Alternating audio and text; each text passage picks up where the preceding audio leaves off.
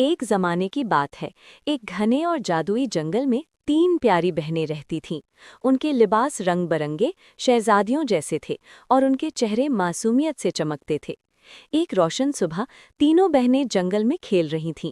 ہوا میں پھولوں کی خوشبو تھی اور پرندوں کی میٹھی آوازیں گونج رہی تھیں۔ سب سے چھوٹی بہن ایک بڑے بیریز کے درخت کے نیچے کھڑی تھی۔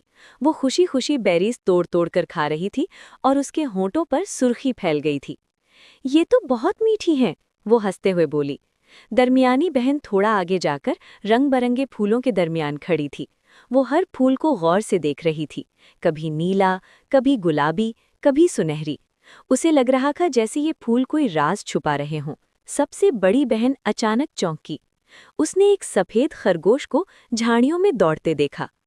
رکو، میں آ رہی ہوں، کہہ کر وہ خرگوش کے پیچھے بھاگ پڑی اور آہستہ آہستہ جنگل کے اندر گہری ہوتی چلی گئی۔ تینوں بہنیں کھیل کھیل میں ایک دوسرے سے دور ہو گئیں۔